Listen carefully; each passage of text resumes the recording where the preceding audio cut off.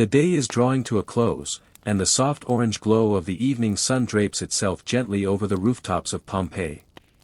You stand at the city's edge, where the great stone gate rises, weathered by time yet still proud in its stance. The air is warm, but not stifling.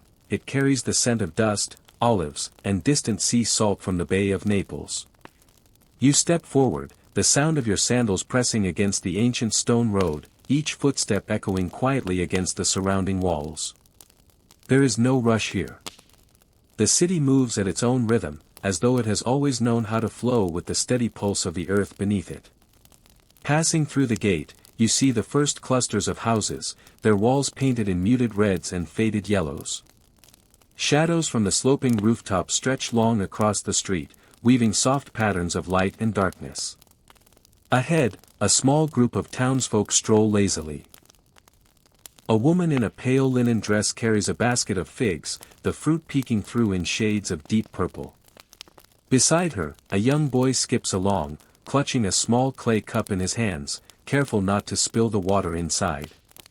Their voices are quiet, almost blending into the hum of the city, the distant murmur of conversation, the muffled creak of wooden shutters, the faint bray of a donkey from somewhere unseen. As you move deeper into Pompeii, the road narrows. Small shops open onto the street, their wooden doors propped wide to catch the evening air. The faint scent of freshly baked bread drifts from one doorway, mingling with the sharper aroma of herbs and dried fish from another. A merchant, his tunic dusted with flour, leans lazily against the counter, exchanging slow, easy words with a neighbor. They smile often, and when their laughter comes, it's quiet, unhurried, as if even joy itself here prefers to move gently. You pause for a moment to take it all in. The way the fading sunlight pools golden against the stone walls, the way the air feels warmer here between the buildings, and the way the city seems to breathe, alive yet utterly calm. There is no urgency in Pompeii's evening hours. Instead, there is a shared understanding that the day's work is done and the night will arrive soon enough, bringing with it the soft hush of rest. Continuing down the main street, you pass a small fountain set into the wall, its spout shaped like the head of a lion. Water flows steadily into a shallow basin, the sound clear and soothing against the backdrop of the city. A man fills a clay jug, the water splashing softly before he sets it on his hip and walks away. You watch the stream for a while, the way it catches the light, the way it never hurries yet never stops. Just beyond, a small open square comes into view. A handful of traders are packing away their goods, stacking baskets of fruit and bundling up cloth. A stray cat slinks between the stalls, tail curling around table legs as it searches for the scent of fish. In the corner, elderly men sit on a bench, their tunics loose and their sandals worn, speaking in voices so soft they almost seem part of the evening breeze.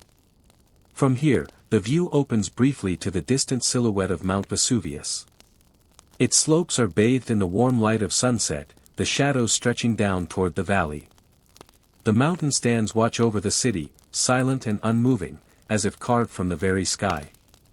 To the people of Pompeii, it is simply part of the landscape, familiar, constant, and harmless.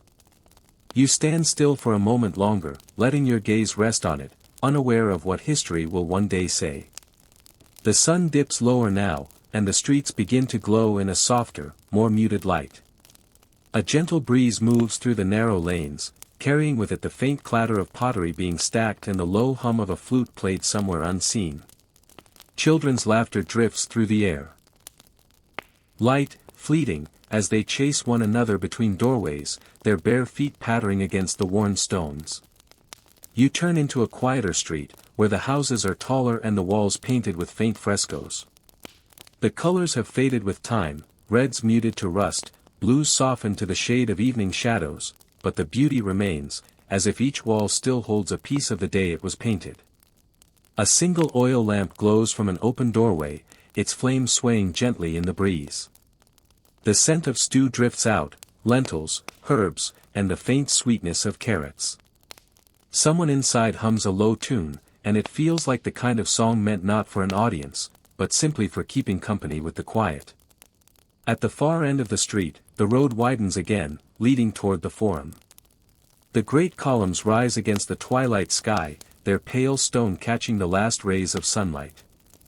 The square is still busy, though the pace has slowed. Vendors closing their stalls, friends pausing in long, meandering conversations, and a few travelers arriving late to the city, their cloaks dusty from the road. You pass between two columns, their surfaces cool beneath your fingertips, and step into the open space. From here, the whole city seems to breathe in unison. The rooftops layer upward toward the mountain, the streets flowing between them like quiet rivers. The evening light catches on the tiles, on the bronze statues, on the faces of those still moving about their business. You feel the deep, unshakable sense that life here is balanced, not in perfection, but in a kind of harmony between the people, the stones, and the slow turning of the day into night. The sound of a distant bell rings out, low and resonant, marking the close of the day. People begin to drift toward their homes, their voices fading into the softer sounds of night. You follow the road back toward the city's heart, where the warmth of lamps begins to gather in the windows and the streets are touched by the first hints of moonlight. The morning's bustle has long faded, leaving the market square in a calmer state as evening settles over Pompeii. The stalls are still open, but the energy is different now, softer, more deliberate, as if both sellers and buyers understand that the day's work is winding down and there is no need to rush. The air here is filled with gentle aromas, ripe figs, fresh herbs, and the faint saltiness of fish brought in from the bay earlier in the day. You step into the square, the stone beneath your feet warm from the afternoon sun, and find yourself surrounded by colors that glow warmly in the fading light. To your left, a fruit seller adjusts a basket of plump grapes. The skins are a deep, rich purple, and a few loose ones roll softly in the wicker as she shifts them into a neater pile. Her voice is low as she chats with a customer, both of them smiling as though the conversation is as important as the purchase itself. A boy, perhaps her son, sits beside her, peeling an orange slowly and letting the rind fall into a small heap at his feet. The citrus scent drifts toward you, bright and refreshing against the deeper notes of the evening air. A little further on, a stall covered in linen offers an array of pottery, jugs, cups, and small oil lamps, each shaped by careful hands. The merchant, a quiet man with dust still on his forearms, runs his fingers gently along the rim of a vase, as if checking for the smallest imperfection. When he notices you looking, he nods with a warm but unhurried smile, as though inviting you to touch the smooth clay and feel the story in its shape. In the center of the market, two fishermen sit on low stools beside a table where the last of the day's catch rests on a bed of damp reeds. A small crowd gathers not to buy, but to listen to their easy banter. They speak of the sea as though it were a friend, unpredictable, stubborn, yet full of gifts. Their laughter is light, rippling through the air like the water they speak of, and it blends with the soft murmurs of others nearby. You notice how the soundscape of the market is unlike the noisy clamor you might expect. Here, voices are never raised.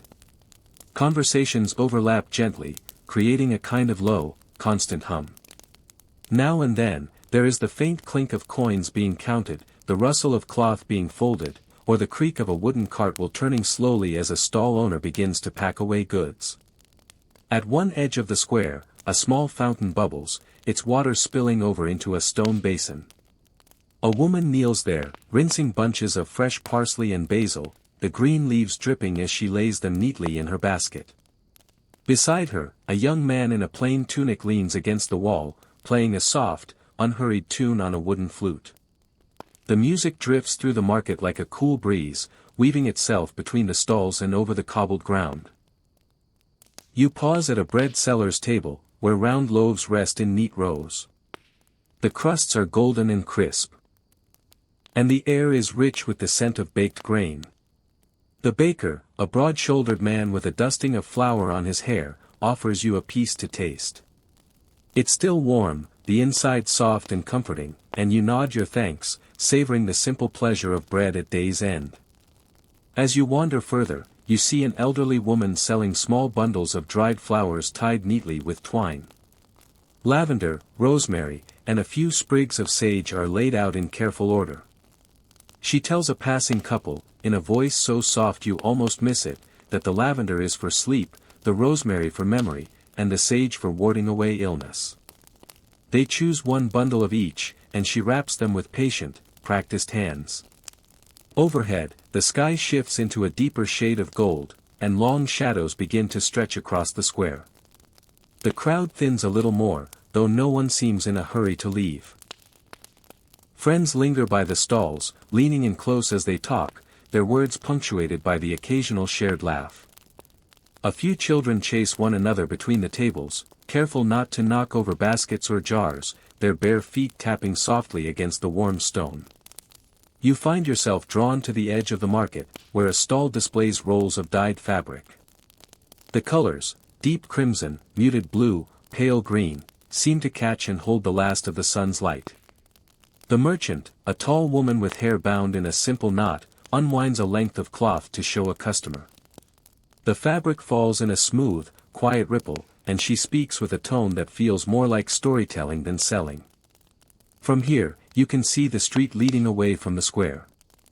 People drift down it slowly, baskets in hand, the low chatter of their voices following them into the distance.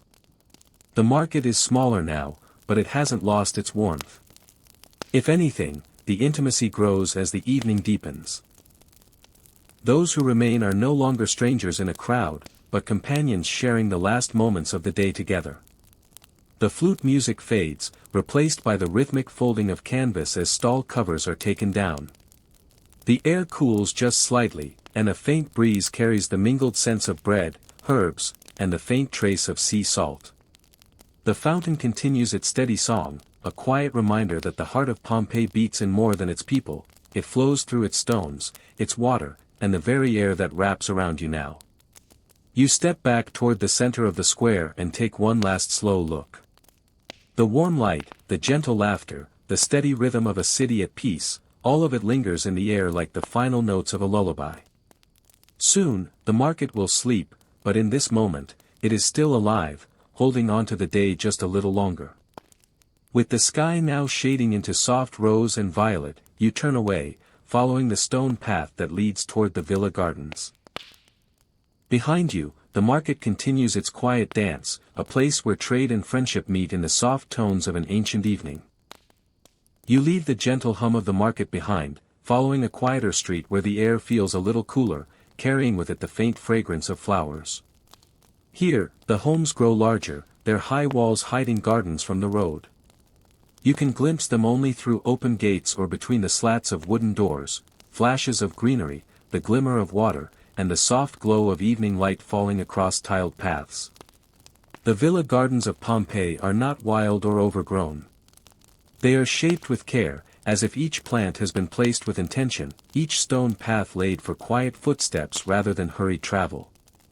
You step through an open archway into one such garden, greeted by the rustle of leaves moving gently in the evening breeze.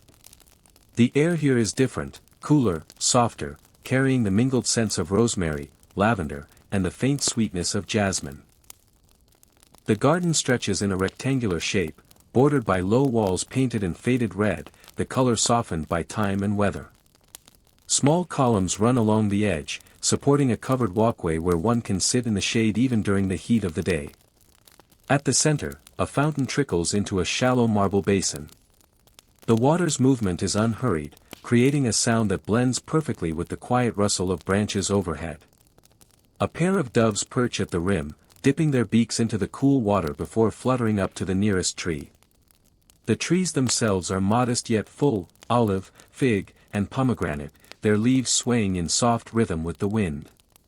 Beneath them, small clay pots overflow with herbs, mint, basil, thyme. Their scents rise up gently when you brush past. The ground is laid with smooth tiles, their patterns worn but still visible, swirls of red and white, geometric shapes that catch the low sunlight in shifting patterns. You walk slowly, taking in each detail.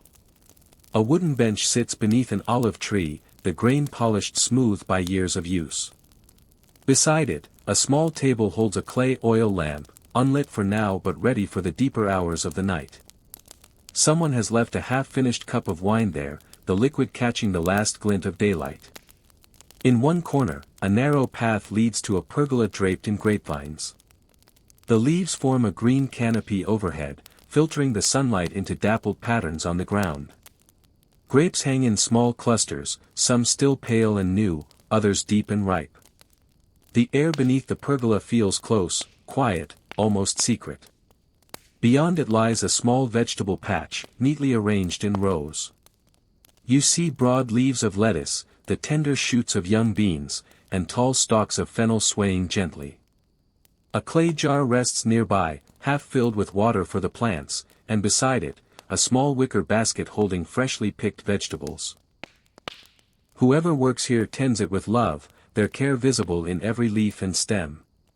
A faint sound draws your attention back toward the fountain. A woman in a simple linen dress kneels beside it, rinsing her hands in the cool water. She moves slowly, her motions unhurried, and when she rises, she carries a small bundle of flowers, marigolds and sprigs of mint, their colors vivid against the soft tones of the garden.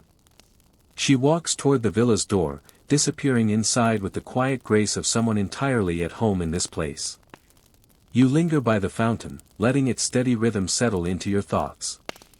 The water reflects the changing colors of the sky, soft gold giving way to rose, then to a gentle violet. The shadows of the columns stretch long across the tiled ground, and the air begins to cool further, the day folding gently into evening.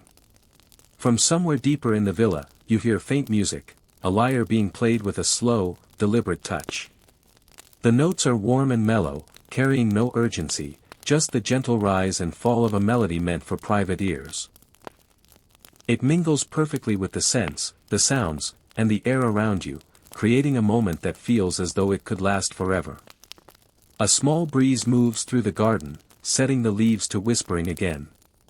The jasmine sways slightly, releasing more of its fragrance into the air. The light catches on the marble basin of the fountain, on the smooth bark of the olive trees, on the edges of the grape leaves above your head. It is a place designed not just for beauty, but for stillness, a sanctuary within the walls of the city. You take a seat on the bench beneath the olive tree, feeling the smooth wood beneath your hands. The wine cup still sits nearby, untouched, the faint scent of grapes lingering above it. From here, you can see most of the garden at once, the fountain in the center, the neat rows of vegetables, the arch of the pergola, and beyond it, the villa itself, with its painted walls and tall, open windows. The villa's walls are decorated with frescoes, though the colors have softened over time. You can just make out the shapes, curling vines, small birds, and delicate flowers, as if the paintings themselves are part of the garden. The open windows allow the evening air to drift inside, carrying with it the sound of the water and the faint rustle of leaves. As the sun lowers further, a servant steps into the garden to light the oil lamp on the table. The small flame flickers to life, casting a soft, golden glow across the nearby tiles. One by one, more lamps are lit beneath the covered walkway, their warm light mixing with the cool tones of twilight. The garden feels even more intimate now, wrapped in a gentle balance of shadow and glow. You remain seated, letting time stretch. The lyre music fades into silence, replaced by the soft murmur of voices inside the villa.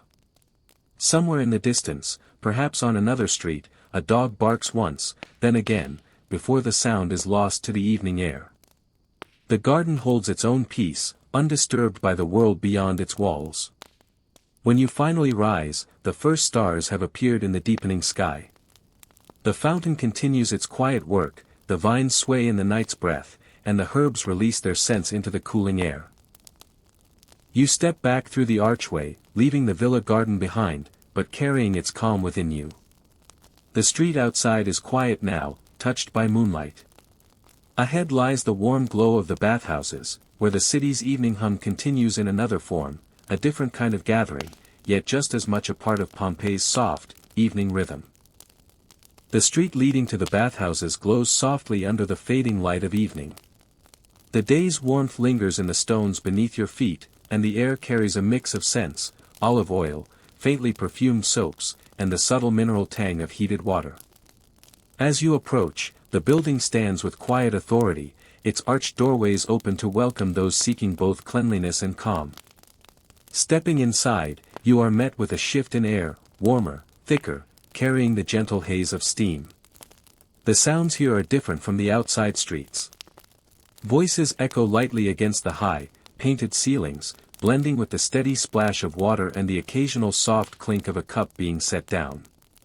The bathhouses are not simply places to wash, they are spaces where the day unwinds, where conversation flows as easily as the warm waters themselves.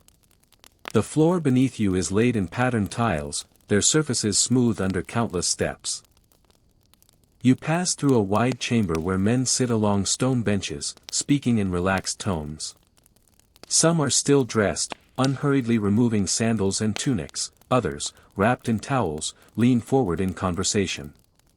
A few sip from small cups of watered wine, their words punctuated by quiet laughter. Beyond this gathering room lies the tepidarium, the warm room. Here, the air is gentler, not yet heavy with heat, and the walls are painted in soft reds and creams. Light filters through a high window, catching on the faint curls of steam that rise from the central pool. A man steps slowly into the water, his movements deliberate, the ripples spreading outward in perfect, concentric circles. The scent of olive oil drifts faintly in the air, a reminder of the massages and skin treatments that follow a bath. You move onward, following the sound of deeper water and richer echoes, until you reach the caldarium, the hot room. Here, the air is thick and almost weighty, embracing you with its heat. The marble floor gleams with a soft sheen from the moisture, and the large pool at the center releases a constant mist into the air. The water's surface is a mirror, broken only by the slow, careful movements of those within.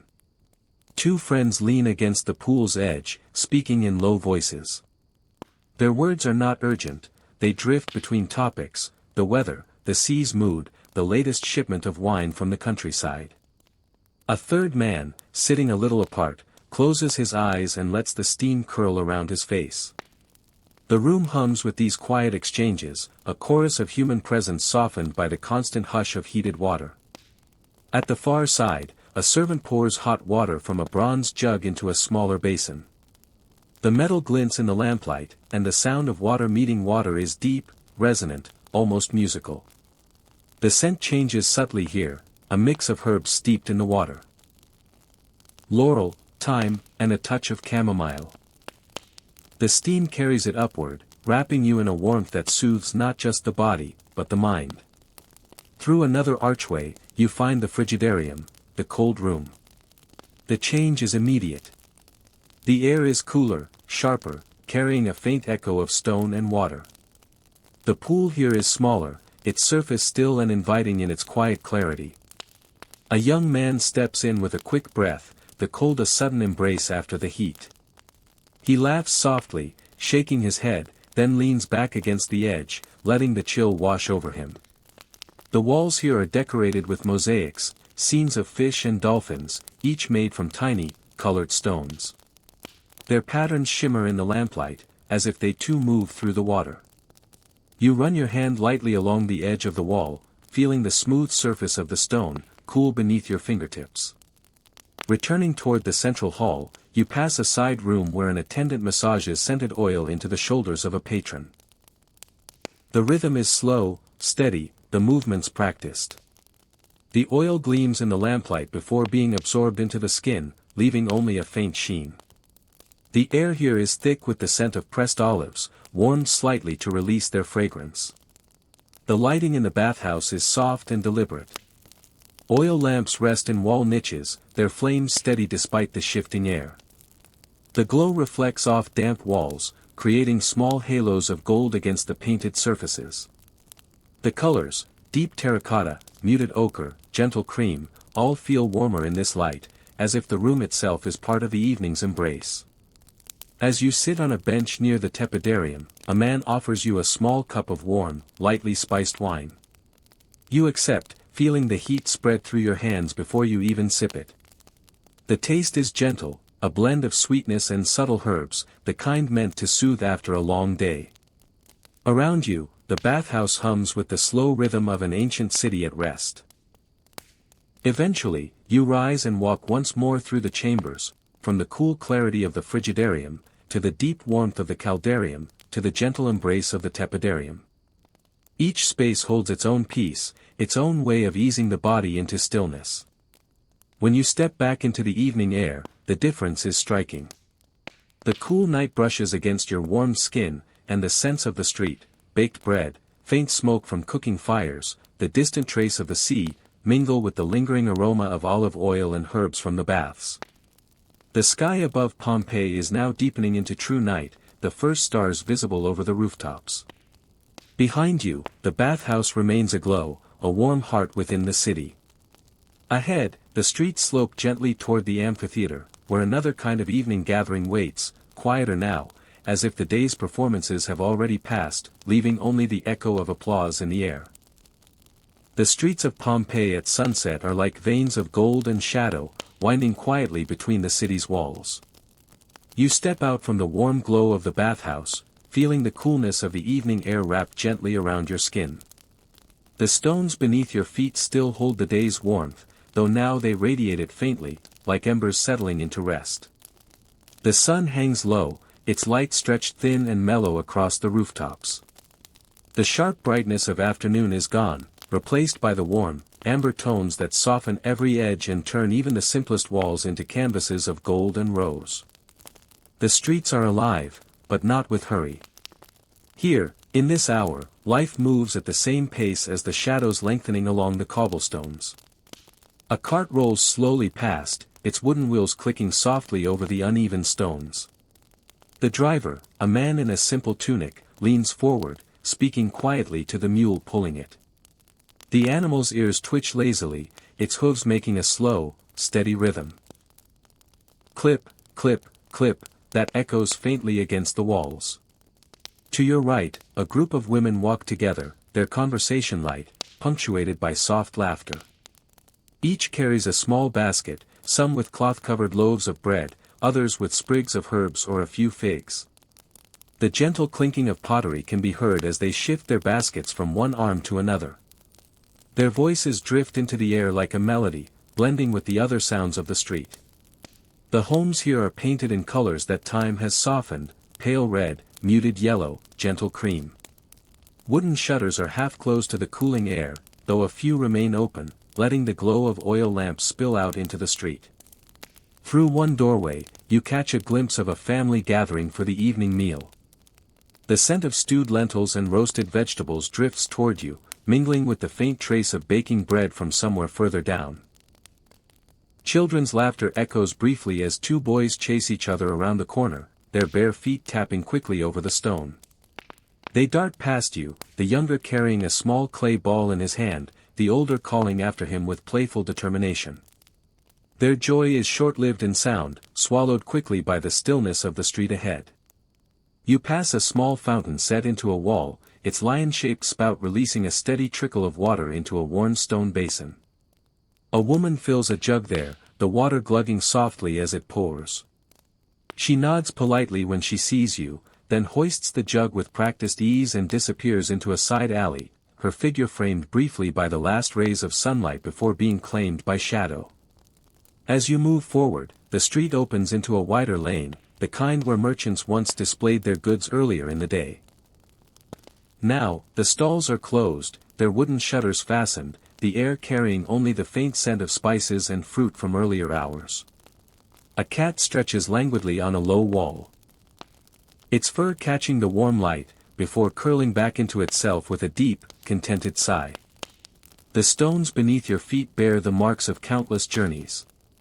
Deep grooves carved by cartwheels run along the center, their edges smoothed by years of passage. The streets feel as though they remember every step, every voice, every sound that has passed through them. Turning onto a smaller path, you find yourself in a quieter part of the city. Here, the homes are closer together, and the walls lean inward just slightly, creating a sense of intimacy. The air is cooler, shaded by the height of the buildings, and the scent of damp stone mixes with the faint perfume of night-blooming flowers from somewhere unseen. You pass a doorway where an old man sits on a low stool, carving a piece of wood. His hands move slowly, not with the urgency of work, but with the patience of someone who shapes time as carefully as he shapes the grain. He looks up briefly, nods, and returns to his quiet craft. The soft scrape of his knife against the wood follows you as you walk on. From somewhere above, you hear the faint sound of a lyre, a gentle melody drifting from an open balcony. The strings hum with warmth, their notes slow and deliberate, as if meant for the evening air itself rather than an audience. You pause, listening as the music weaves through the fading light, a private offering to the streets. The sun finally slips behind the edge of the rooftops, and the world takes on the deeper colors of twilight. The sky above is painted in layered tones, pale gold at the horizon, shifting to rose, then to deepening blue. The first faint star appears, barely visible yet certain in its place. Oil lamps begin to glow in the doorways, their light spilling in warm puddles onto the stones. The air is filled with the gentle murmur of families inside their homes, the clinking of cups, the low hum of voices sharing the last hours of the day together. Every so often, a burst of laughter rises, quick and bright, before fading back into the night's softness. You walk slower now, letting your senses take in each detail, the warmth of the lamplit walls, the subtle scent of smoke from cooking fires, the feel of the uneven stones beneath your sandals. The city is shifting, preparing itself for night, yet it does so with the same unhurried grace that defines every hour here.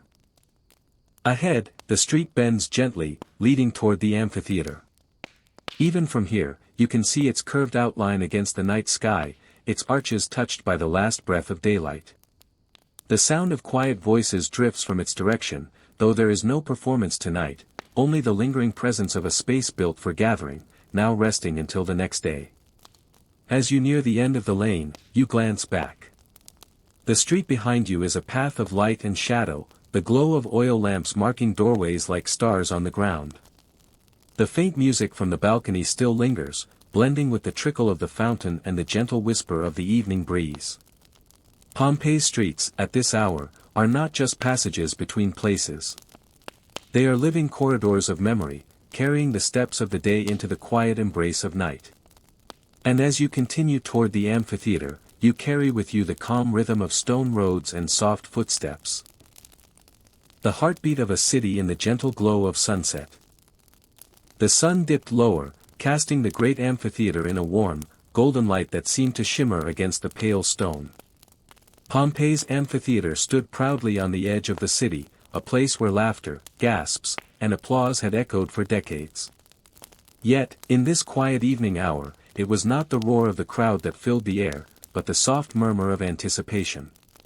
You approach slowly, your footsteps crunching on the gravel path. The evening breeze carries faint scents, grilled meats from nearby vendors, the earthy fragrance of worn stone, and the delicate sweetness of blooming flowers somewhere beyond the walls. The amphitheater's arched entrances yawn before you, inviting and mysterious. They are like gateways to another realm, one where stories unfold not in words, but in spectacle. Inside, the space opens up into a vast oval. Rows upon rows of stone benches rise in sweeping curves, each worn smooth by years of use. The air here feels still, as if holding its breath for the performance to come. A few early arrivals have taken their seats, speaking in low tones. Their voices drift and mingle in the evening air, sounding more like the hum of bees than human speech. In the center lies the sandy arena floor. Tonight, there will be no gladiators, no combat, only a troupe of traveling actors, their wagons parked just beyond the walls. But even without the thrill of danger, the amphitheater thrums with a subdued energy, as though the walls themselves remember every cheer, every shout, every heartbeat that ever raced within them. You take a seat halfway up, the stone cool against your hands. The gentle chatter below grows softer as the shadows lengthen. The setting sun paints the arena in soft amber, a natural spotlight that fades into deepening twilight.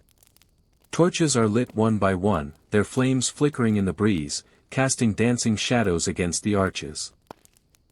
From somewhere behind the stage entrance, you hear the faint creak of wooden wheels and the muffled rustle of costumes. The actors are preparing, adjusting tunics, smoothing masks, rehearsing lines under their breath. Their quiet movements echo slightly in the curved space, the sound soft yet distinct, like pages turning in a treasured book. The amphitheater begins to fill slowly. Families arrive with baskets, couples find places close together, friends greet one another with quiet laughter. There is a rhythm to their arrival, an ebb and flow like gentle waves against the shore. The vendors move quietly among the rows, selling small cups of wine and honeyed figs. Even their sales calls are muted, out of respect for the moment. Above, the sky deepens into a rich indigo, the first stars appearing one by one. The air cools, and with it comes a hush that spreads from seat to seat. A small drumbeat sounds from backstage, a single, steady pulse, like a heartbeat. It is the signal that the show is about to begin. You lean forward, resting your elbows on your knees, feeling the soft pressure of the night's calm settling over you. The torches flare brighter, illuminating the worn stone and the eager faces. The scent of burning oil mingles with the faint aroma of bread still warm from the bakery stalls outside. Then, from the shadowed archway at the far end of the arena, the actors step into view. Their movements are deliberate, graceful. They wear robes dyed in rich colors, deep reds, ocean blues, golden yellows, that catch the torchlight and shimmer softly. The masks they hold are expressions frozen in time, joy, sorrow, mischief, awe. A hush falls over the audience, not demanded but offered willingly. You can hear the gentle rustle of the actors' clothing, the faint shuffle of their sandals against the sand. The first actor begins to speak, his voice warm and low, carrying just enough to reach even the farthest benches. It is a story of gods and mortals, of love and loss, of choices made under starlight. The sound seems to wrap around you, soft and immersive. In this space, surrounded by stone and sky, the past and present blur. You are both here in Pompeii and somewhere far away, in the world of the story. As the performance unfolds, the torches sway gently in the evening air. Shadows shift and stretch across the arena floor, blending with the movements of the actors. The audience leans in as one, breathing quietly, caught in the delicate web of the tale. The amphitheater, once filled with the noise of sport and spectacle, now cradles this softer kind of magic. When the final words are spoken, there is a pause, a collective stillness before the applause begins. And when it does, the sound is not thunderous, but warm and steady, like the heartbeat that started the evening. The actors bow, their shadows long and graceful. The crowd begins to leave slowly, speaking in quiet tones, as though they do not wish to disturb the lingering echo of the performance. You remain seated for a while longer, letting the calm seep into you. The stars above burn a little brighter now, and somewhere in the distance, a dog barks once, then falls silent. At last, you stand and make your way down the steps. The stone feels cool under your fingertips as you trace your hand along the wall. The amphitheater seems to exhale behind you, settling into its nighttime rest. You step out into the soft evening air, the faint hum of the departing crowd fading into the gentle sounds of Pompeii at night. The performance is over, but its calm lingers, woven into the stones, the air, and your own quiet heartbeat. The sun had begun its slow descent, painting the stone walls of Pompeii in shades of amber and rose. In the artisan quarter, the air was warm but gentle, carrying the mingled scents of fresh clay, warm metal, and olive oil. This part of the city was quieter than the bustling forum, yet alive with a rhythm all its own, the soft clink of tools, the whisper of hands at work.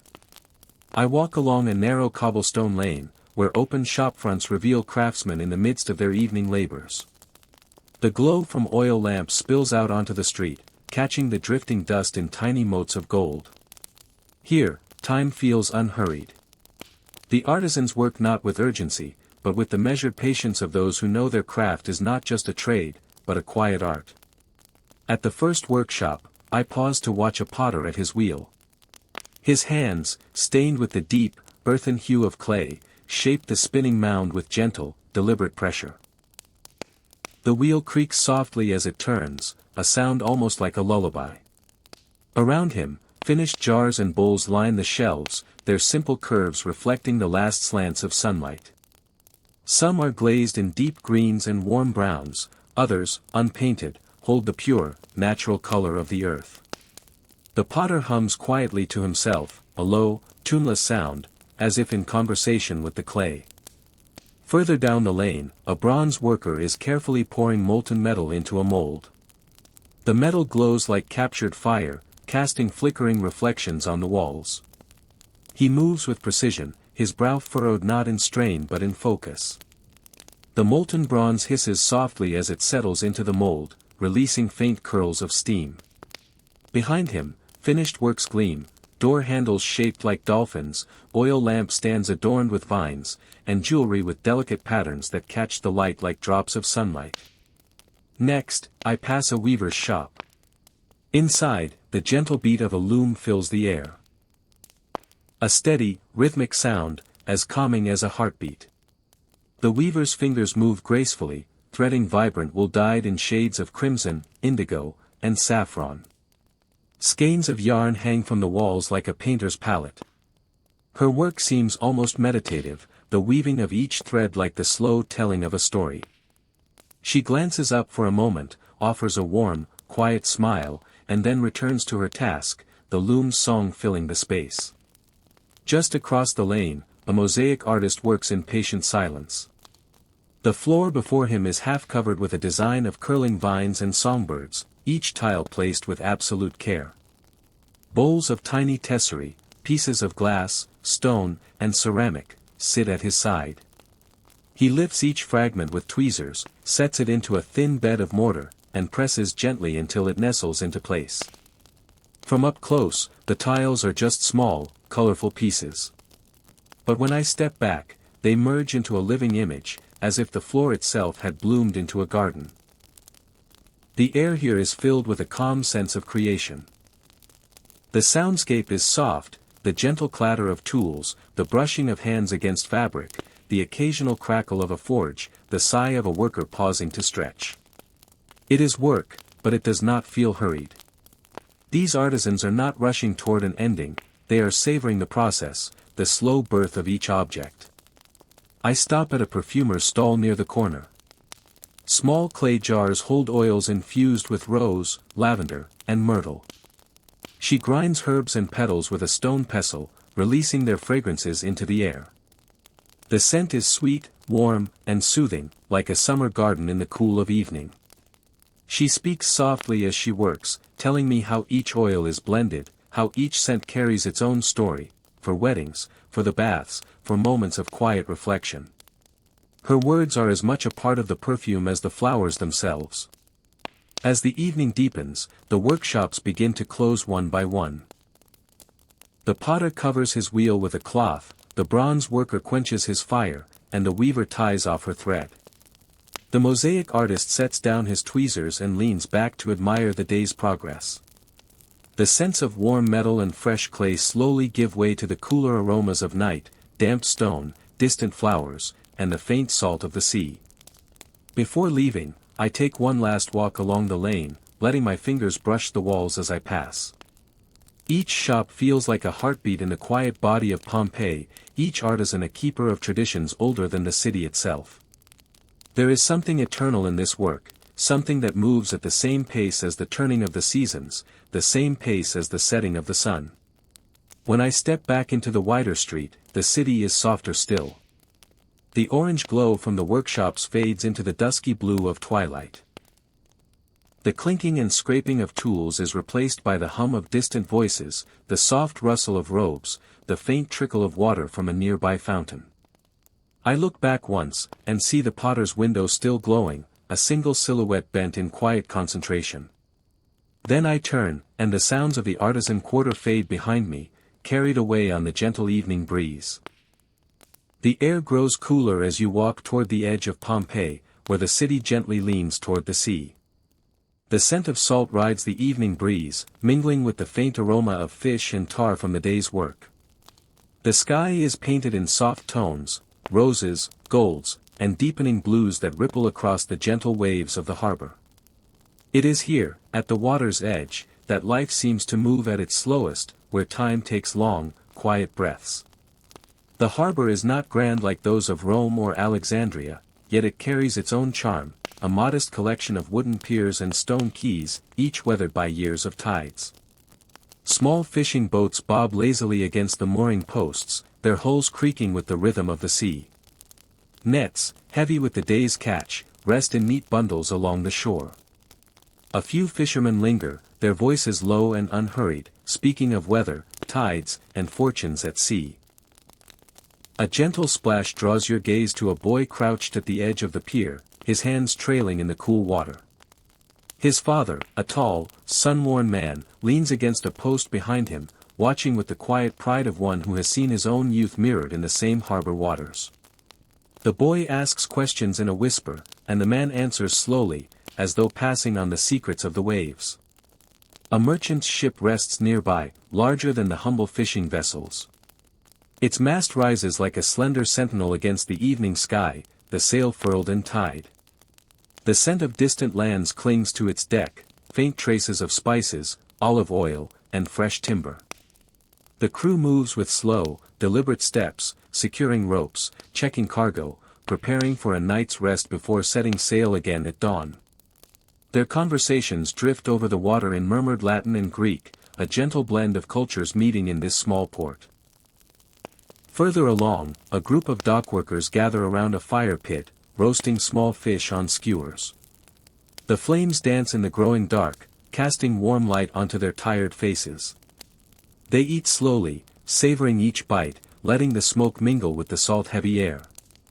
Someone begins to hum, a low, rhythmic tune that seems to echo the sway of the sea. Others join in, their voices blending into a soft chorus that drifts outward, as if meant for the ocean itself.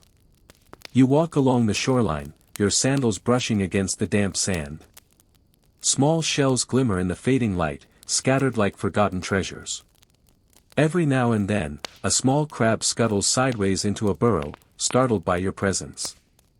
A line of seagulls perches on a low wall, their heads tucked into their wings, content in the gentle lull of evening. Beyond the piers, the open water stretches toward the horizon. The waves are calm tonight, their surface reflecting the soft pastels of the sky. In the far distance, the silhouette of another ship appears, its sail catching the last rays of the sun as it glides toward the harbor. Its arrival is slow and graceful, like a final note in a long, soothing melody. At the edge of the quay, you find a small bench, worn smooth by years of use. Sitting there, you can see the city behind you, a warm scatter of oil lamps flickering to life in windows and along streets. The light seems to hum in the distance, a heartbeat of civilization against the vast stillness of the sea. The contrast is comforting, the quiet expanse of water before you, and the gentle hum of Pompeii's life behind you. A fisherman approaches, his hands rough from years of labor. He nods in greeting, then sets down a basket beside you. Inside, fresh fish gleam under the soft light, their silver scales catching the last bits of daylight. Without a word, he sits at the edge of the pier and begins mending a net, his fingers moving with patient precision. The quiet between you is not empty but full, filled with the soft slap of water against wood, the distant call of seabirds, the faint rustle of rope against stone. As darkness deepens, lanterns are lit along the piers. Their golden glow dances across the water, creating ribbons of light that shift with each gentle wave. The harbor becomes a place of warm shadows, where work winds down and the night takes its place. Somewhere nearby, a lute begins to play, a slow, wistful melody that seems to sway with the sea breeze. You close your eyes for a moment, letting the sounds sink into you, the lapping waves, the murmur of fishermen's voices, the creak of boats as they rest against the docks. In this moment, Pompeii's harbor is not a bustling port of commerce, but a cradle of peace, holding the city in a gentle embrace. It is easy to imagine that tomorrow will be much the same boats rocking gently, the same fishermen mending their nets, the same ships arriving from far-off places. The sea gives no hint of the changes that will one day come. Tonight, there is only this, the slow rhythm of the tide, the soft colors of evening, and the quiet lives that unfold under the watchful gaze of the stars. You rise from the bench, taking one last look at the lantern-lit water. The harbor breathes in unison with the city, its calm seeping into your bones. Turning back toward Pompeii, you walk slowly, the scent of salt and smoke still clinging to the air, the gentle music of the water following you until the streets take you in once more. The evening air in Pompeii grows cooler now, carrying with it the mingled scents of incense and the faint aroma of nearby kitchens finishing their suppers. In the heart of the city, the temples stand in quiet majesty, their columns bathed in the deep gold of the sinking sun. Shadows lengthen along the carved flutes of marble, and the light spills gently over the broad steps that welcome worshippers and wanderers alike. The great temple of Jupiter dominates the forum, its lofty platform commanding a view of the whole civic space. By day, it is a place of bustling devotion, merchants passing through to offer thanks, magistrates stopping to make small sacrifices before meetings. But in the soft tones of evening, it takes on another character. The hum of the crowd softens into murmurs, and the priest's chants are slower now, deliberate, rising with the smoke that drifts into the sky. A single bronze bell, deep and warm, marks the hour, the sound carrying easily through the still air. The steps are worn smooth from centuries of feet, sandals, bare soles, leather boots, all passing over in cycles of devotion. Tonight, a woman in a pale stola kneels near the altar, her hands resting on a small terracotta figure of Mercury. Her lips move soundlessly, offering thanks for safe travels, perhaps, or asking for a merchant husband's good fortune. Beside her, a young boy holds a sprig of laurel, shifting from foot to foot in the stillness, glancing occasionally at the pigeons that roost in the rafters. Not far from Jupiter's temple, the smaller, elegant temple of Apollo sits in serene balance. The colonnade forms a gentle shelter from the cooling air, and the walls still hold traces of painted scenes, dancers, lyres, and the god himself with his bow. Evening brings out the colors differently, as if the pigments wake under the angled light, glowing with an inner warmth. Here, the priests move slowly, their white robes trailing across the stone like low clouds. A thin thread of music drifts from somewhere within, a lyre's careful pluck, each note separated by long pauses. The ground between the temples is alive with subtle signs of devotion. Bowls of fresh fruit rest beside small oil lamps whose flames flicker and dance in the growing twilight. Olive oil drips onto the smooth stone, catching the light in small, shimmering pools. The air tastes faintly of resin and myrrh, heavy yet comforting, like an embrace that lingers. As the sun slips lower, the glow becomes richer. The building's shadows stretch into long fingers that reach across the forum's paving stones. High above, the gilded statues on temple pediments catch the last fierce rays, gleaming briefly before surrendering to the blue-gray of evening. In that moment, Pompeii seems suspended between worlds, still vibrant with life, yet wrapped in a hush that invites reflection. A group of older men stand quietly near the steps of the Temple of Venus. Their conversation is soft, almost conspiratorial. Yet their tone holds no urgency. They speak of harvest yields and the possibility of rain, occasionally glancing toward the sea, where the goddess's statue gazes endlessly toward the horizon. Venus's temple is smaller than Jupiter's but adorned with delicate detail, floral carvings, seashell patterns, and frescoes of doves in flight. Lamps have been lit inside, their glow spilling out in warm circles that dance on the polished floor. The temple caretakers move gracefully, their steps silent even on the stone. They replace offerings, tidy the altars, and ensure that no flame dies before its time. For the citizens of Pompeii, a well-tended flame is a sign of divine favor. To let it falter would be to invite misfortune, and so the caretaker's work is both practical and sacred. Children pass through the temple square now, some carrying small clay lamps, others chasing each other with whispered laughter that echoes lightly against the columns. A vendor with a basket of honey cakes takes a slow path through the crowd, his goods still warm, sweetened with a hint of cinnamon. The scent mingles with the incense until one can hardly tell where the divine offering ends and the simple pleasure of food begins. The mountain looms to the north, its slopes darkening as the last orange light drains away. From here, it is a silent presence, watchful but unmoving. The people below pay it no mind, their attention is on their prayers, their neighbors, their evening rhythms. Life is full here, rich in detail, and the temples are its heartbeats, slow and steady, guiding the passage from day into night. As darkness settles, more lamps are lit.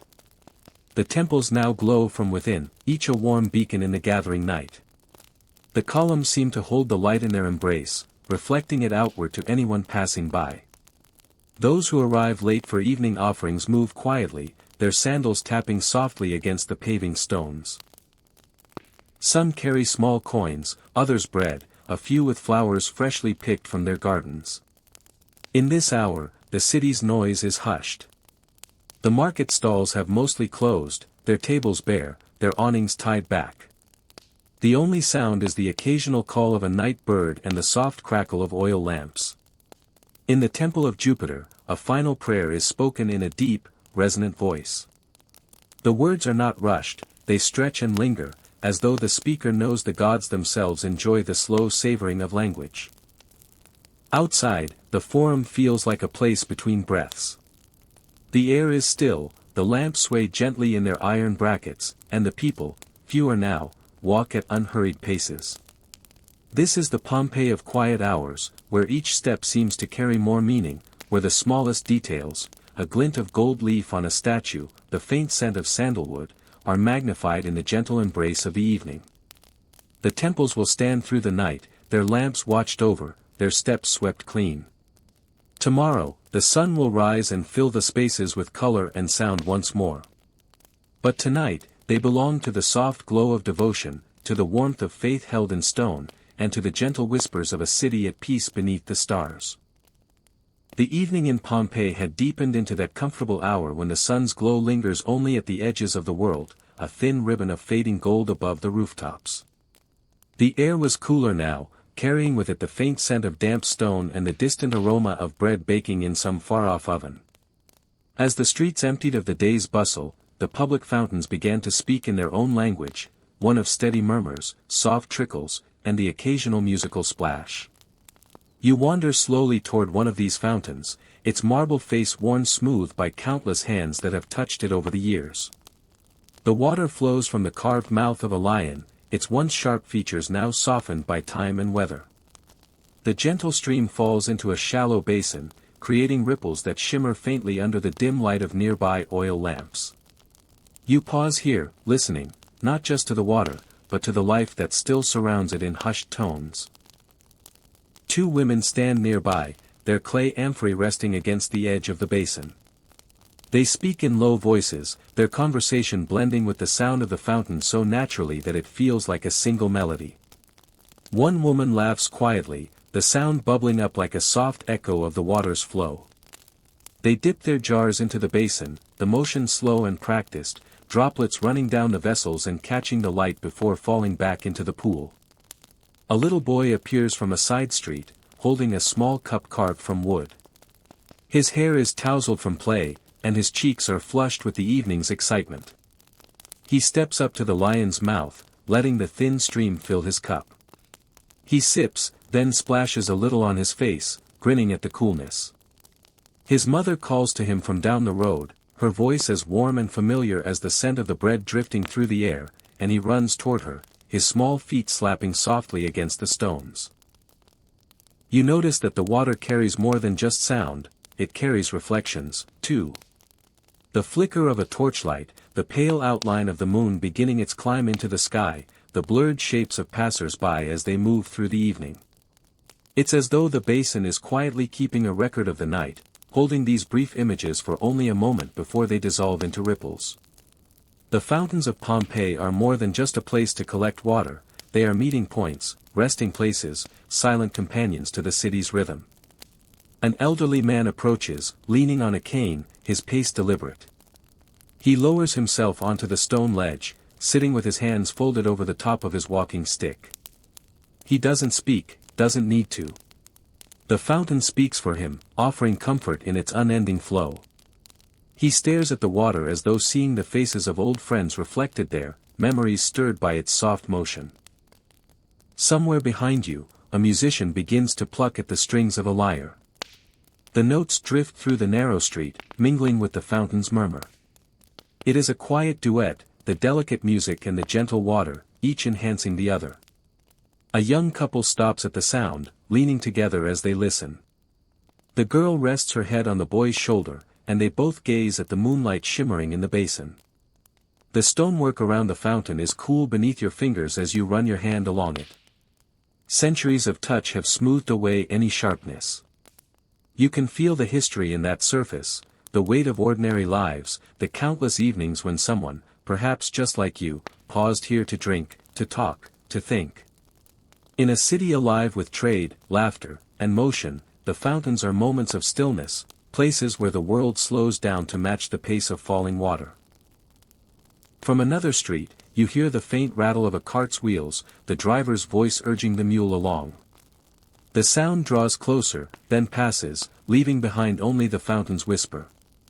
The sky above has shifted now into a deep indigo, with stars beginning to appear, tiny lamps of their own, mirroring the oil lights below.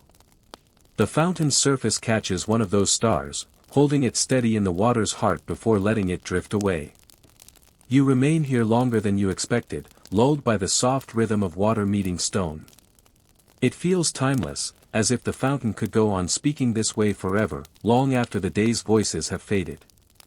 You take one last look, committing the scene to memory, the lion's worn face, the gentle basin, the reflections that seem to breathe with the night. When you finally step away, the sound follows you down the street, fading but never truly leaving. You know there will be other fountains ahead, each with its own voice, each part of Pompeii's quiet evening song.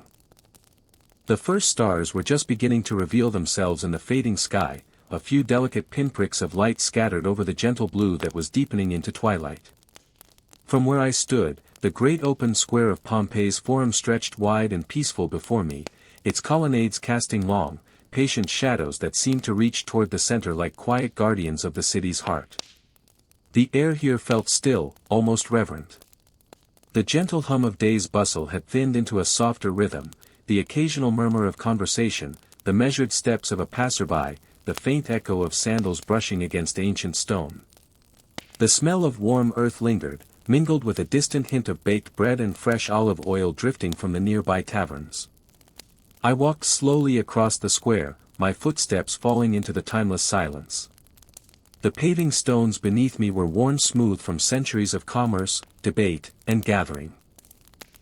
Now, as the night began to embrace the city, the Forum seemed to breathe in a different way, its pulse no longer quick and purposeful, but slow, calm, and thoughtful. In the fading light, the great temple of Jupiter stood at the far end of the square, its columns pale and majestic against the sky. Even in the quiet, it seemed to command respect. The wind moved softly through its steps, almost like the low sigh of history remembering itself. I could imagine the priests here earlier in the day, speaking in measured tones, offering prayers for the city's fortune, their voices carrying across the stones. The Forum's arcades on either side offered a different kind of comfort now. The market stalls that lined them had mostly closed, their goods tucked away, the chatter of sellers replaced by the whisper of fabric awnings swaying gently. A few merchants lingered, their soft laughter drifting through the air as they shared the last bits of wine before heading home.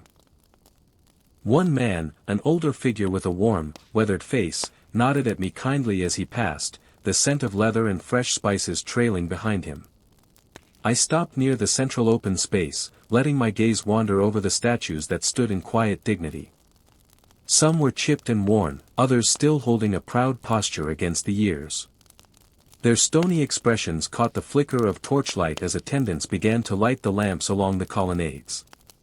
Each flame bloomed gently, casting an amber glow that deepened the shadows and warmed the space, turning the Forum into a place that felt less like a marketplace and more like a living memory. Somewhere nearby, a small group had gathered, perhaps city officials, or scholars, or simply friends meeting under the protective arms of the evening. Their voices were calm, weaving in and out like threads in a tapestry. From where I stood, their words were indistinct, but their tone carried something that felt like thoughtfulness, as if they were discussing matters both ordinary and eternal. The breeze that moved through the square brought with it a faint melody, a lyre being played somewhere in the distance, each note falling gently into the open space and lingering a heartbeat before fading. It was not a performance for a crowd, but rather a private offering to the evening itself. I imagined the musician sitting near the steps of one of the temples, head bowed, fingers brushing strings as the last light slid behind Vesuvius. Looking toward the basilica at the edge of the forum, I saw its tall arches holding pockets of darkness within, the kind that felt safe rather than foreboding.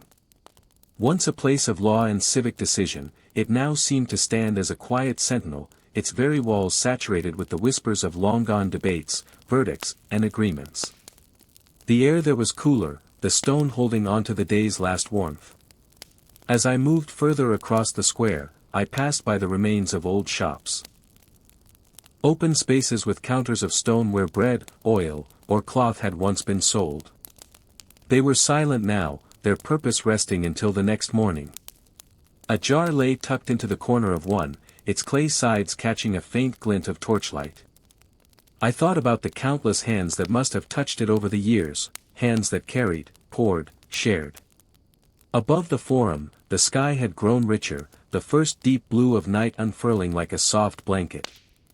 The stars seemed closer now, their quiet brilliance mirroring the lamps below. For a moment, standing there in the center of this ancient place, I felt as if time had loosened its grip, allowing the centuries to fold gently together. The people of Pompeii, the voices of the past, the stones beneath my feet, they all felt part of the same moment. A young boy passed by carrying a small basket, the faint clink of pottery inside marking his steps. His mother followed, her shawl drawn close, her voice soft as she spoke to him. They disappeared into one of the side streets, their figures melting into the deeper shadows as the night took hold. I turned slowly, taking in the forum one last time before I would leave it to its rest. The columns stood like sentinels of memory, the paving stones like pages of an unwritten diary. Even in its stillness, there was a fullness here, a sense that the space was alive with the quiet presence of all who had walked it before. The forum was not just the heart of the city, it was the soul, and tonight, under the gentle watch of the stars, it was a soul at peace. As I stepped toward the edge of the square, the cool air wrapped around me, carrying the mingled scents of oil lamps, baked bread, and the faint trace of laurel. The torchlight shimmered on the smooth stone walls, and somewhere in the distance, the lyre's melody continued, soft, slow, and endlessly patient, like Pompeii itself waiting for the dawn. The streets of Pompeii, so lively in the daylight hours, took on an entirely different character at night. The glow from the last lamps in the forum dimmed behind you, and the rhythm of footsteps grew faint. A hush had settled over the city, as if the walls themselves were holding their breath. It was in this quiet hour, somewhere between waking and dreaming, that you found yourself drawn to the narrow alleys, the winding veins of Pompeii, that led to its hidden courtyards. The entrance to the first courtyard was easy to miss. It sat behind a modest wooden gate, framed by ivy that clung to the plaster like green lace. A small oil lamp flickered inside, casting a glow that pooled on the cobblestones just beyond the threshold. You pushed gently, and the gate opened with the faintest creak, revealing a space enclosed by walls on all sides. Here, the night felt gentler, as though sheltered from the world. The air carried a faint perfume. A mix of night-blooming jasmine and the earthy scent of terracotta warmed by the day's sun. A fountain whispered softly at the center, its waters spilling from the mouth of a carved marble nymph into a round basin. The ripples caught the moonlight, scattering it in trembling silver patterns across the worn stone floor. Along the edges of the courtyard stood slender columns supporting an open colonnade. Between them, the shadows swayed like slow dancers as the lamplight shifted with the breeze. On one of the benches sat an elderly man in a simple tunic, hunched over a small wax tablet. His stylus scratched quietly as he made notes, perhaps a letter to a friend, or the final lines of a story he had been composing all day. When he looked up, his eyes crinkled with recognition, though you had never met before. "The night is a friend to those who listen," he said, his voice soft enough to blend with the fountain's murmur. He gestured toward an empty seat beside him, and you joined him in the warm glow. For a while, there was no need for conversation, the air between you was filled with the sound of trickling water, the occasional rustle of ivy leaves, and a faint chorus of distant crickets. As the moon shifted higher, the old man began to tell stories. His words were slow and deliberate, as if he were savoring each memory before offering it. He spoke of his childhood in Pompeii, of afternoons spent racing along the sea wall with friends, of the smell of fresh bread that carried through the streets every morning, of the way the mountain always looked so calm and unshakable. His voice carried no urgency, no hint of time slipping away. These were stories meant for the night, meant to be savored like a sip of sweet wine.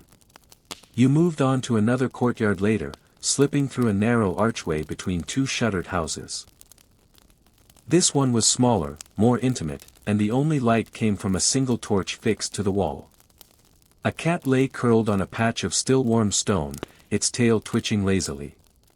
In one corner, a young couple sat with their heads bowed close together, their conversation no more than a breath against the quiet air. A jug of wine sat between them, half empty, and the glint in their eyes spoke of shared dreams. Here too, the fountain was the heart of the space, but instead of a marble nymph, it was shaped like a small lion, its mouth forever pouring water into a shallow pool. The sound was deeper here, like a gentle heartbeat. You dipped your fingers into it and felt the coolness settle over your skin, washing away the lingering heat of the day. Each courtyard you discovered seemed to have its own soul. Some were neat and well kept, with carefully swept tiles and orderly rows of potted herbs. Others were wild and overgrown, the vines twisting freely across faded walls, the flowers spilling wherever they pleased. But all of them shared a certain intimacy, a feeling that these were spaces meant not for display, but for living.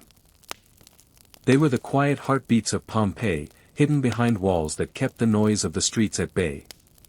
In the final courtyard you visited that night, you found a small gathering. A handful of neighbors sat in a loose circle on low stools, a clay lamp at the center casting long shadows. One man recited verses from memory, his words slow and rhythmic, the kind of poetry that seems to hang in the air long after it is spoken. The others listened without interruption, occasionally nodding or smiling at a familiar line. When he finished, another took his place, telling a story about a fisherman who claimed to have seen strange lights dancing far out at sea. The laughter that followed was quiet, but full of warmth. You stayed with them until the lamp began to sputter, the oil nearly spent. Then, as they bid one another good night, you slipped back into the narrow alleyways, your footsteps soft against the stones. Above, the moon floated high and pale, its silver light painting the tops of the walls. By the time you reached the wider street that led toward your lodgings, you realized you had been walking for hours. Yet the night had not felt long. In the courtyards of Pompeii, time seemed to slow to the pace of whispered stories and gentle breaths. Each hidden space had offered you a piece of the city's soul, glimpses of lives unfolding quietly under the same sky. You knew that by morning, these courtyards would return to their daily rhythms. The fountains would catch the sunlight instead of the moon, the benches would hold merchants resting between customers, and the air would hum with the noise of daytime life. But in the soft glow of the evening, they would remain what you had seen tonight, places of refuge, of shared stories, of moments too delicate for the sun to hold. And so you carried them with you, like small lanterns glowing in your memory, lighting your path back through the cool streets of Pompeii. The soft glow of the evening settles over Pompeii, and the city begins to shift into its quieter rhythm. The air is still warm from the day, yet a faint coolness drifts in from the distant bay. The streets, now bathed in the dusky gold of lantern light, feel calmer than they did in the heat of midday. As I wander through the winding lanes, the familiar scent of baked bread begins to curl through the air, inviting me closer. The bakeries of Pompeii are never entirely silent, even as the sun slips away. They are places of both work and warmth, where flour dust clings to the air and the sound of kneading dough is as steady as a heartbeat. I follow the scent to a modest stone building, its doorway open, a flickering oil lamp hanging above it. The soft light spills into the street like a warm welcome. Inside, The walls are darkened with years of heat and baking, yet there is comfort in this space. Shelves hold round loaves, their tops marked with a baker's seal, each loaf a promise of nourishment. Near the oven, a man works slowly and rhythmically, shaping dough with practiced hands. His movements are quiet and sure, his fingers pressing, folding, and rolling with a patience born from years of the same ritual. The great oven itself is a dome of brick, glowing faintly from within. A steady warmth radiates outward, filling the room like a gentle embrace. The smell here is intoxicating, freshly baked loaves cooling on the counter, a hint of olive oil, and the lingering sweetness of honey bread prepared earlier in the day. Each scent blends softly with the others, wrapping the senses in calm. A young boy, perhaps the baker's apprentice, moves carefully around the room, his small hands carrying a basket of warm rolls to a shelf. His steps are light, yet the slight shuffle of his sandals against the floor seems loud in the quiet night. Every so often, he glances toward the door, watching as passers-by slow to catch a whiff of the bread before continuing on their way. The bakery is more than a place for food, it is a place where people linger. A woman enters, her face touched by the orange glow of the oven. She carries a clay jar and exchanges a few soft words with the baker. He hands her a loaf still warm from the heat, and she smiles, cradling it in her arms as though it were something delicate. The warmth of the bread will stay with her all the way home, and perhaps even through the night. Outside, the stars are just beginning to appear in the sky, faint, silvery points against the deepening blue. The sounds of the city at night are hushed here, the faint murmur of conversation, the occasional clatter of pottery from a nearby home, the soft sigh of wind moving through narrow alleys. Inside the bakery, the rhythm of work continues, unhurried and steady. I watch as another batch of dough is slid into the oven. The baker uses a long wooden paddle, guiding each round loaf into place, then drawing the heat's mouth closed. The fire crackles faintly, not loudly, but with a gentle persistence that feels almost like breathing. There is no rush. The loaves will be ready when they are ready. The boy returns to the counter with a tray of small honey cakes, their tops glistening faintly in the lamplight. He sets them near the door, ready for anyone who passes to purchase as a treat for the walk home. The sweetness is subtle, but the aroma is enough to make one pause. As I stand near the doorway, a cool breeze brushes in from the street, carrying with it the faint smell of the sea. It mingles with the scent of bread, creating a blend of earth and water, of sustenance and journey. The two scents together feel timeless, as though they could belong to any evening in history. A soft laughter drifts in from somewhere nearby, a pair of children, perhaps playing in the alley before being called home for supper. Their voices rise and fall like music, then fade into the hum of the evening. The city around the bakery feels alive, yet at peace, as though it understands that night is a time for slowing down, for savoring small comforts. The baker finishes shaping another loaf and sets it gently onto the table. His eyes glance toward the stars outside, as though measuring the night by their positions. He wipes his hands slowly on a cloth, then picks up a loaf to inspect it, turning it in the warm light. The crust is golden, the shape perfect, a quiet success in a world that values such humble victories. I linger a while longer, breathing in the warmth, the scent, the soft clatter of tools, and the quiet chatter between master and apprentice.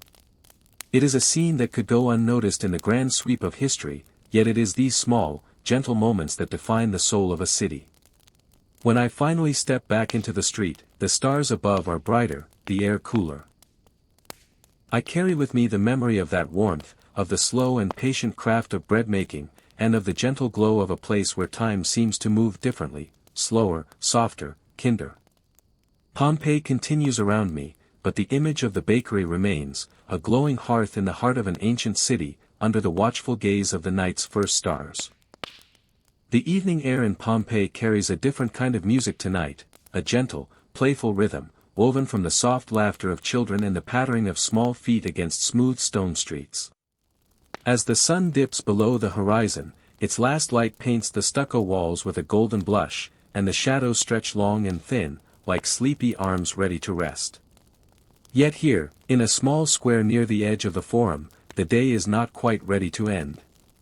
The children have claimed their kingdom of cobblestones.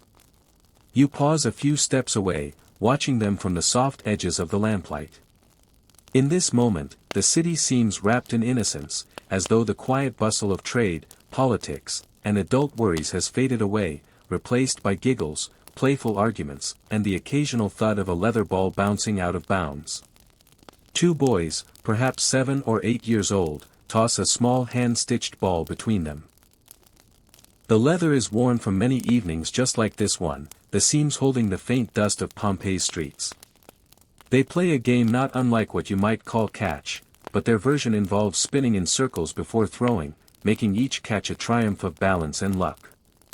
Their laughter rises like the chirping of swallows at dusk. Nearby, a group of girls squat in a loose circle, playing with small carved bones, knucklebones, their favorite game. The pieces clatter softly against the ground as they toss them into the air, catching as many as they can before they fall. The sound is light and delicate, a rhythm that mingles with the faint rustling of the evening breeze. They tease each other between turns, their voices sing-song and warm, as though the rules of the game are only half as important as the joy of playing it together.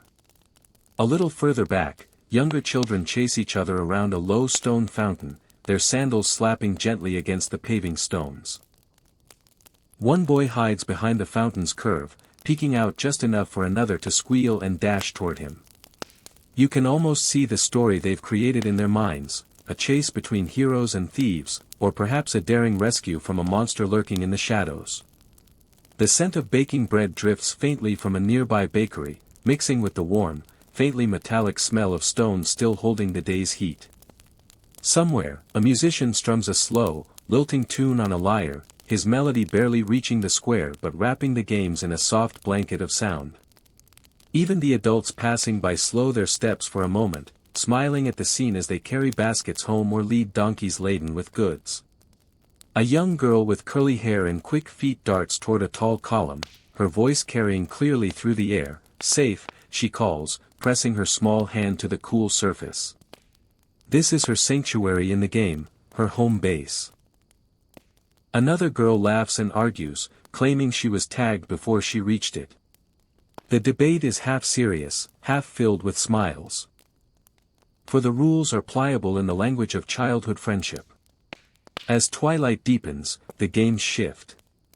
Some children leave for home, called by mothers whose voices echo softly down the streets. Others linger, reluctant to surrender to sleep just yet.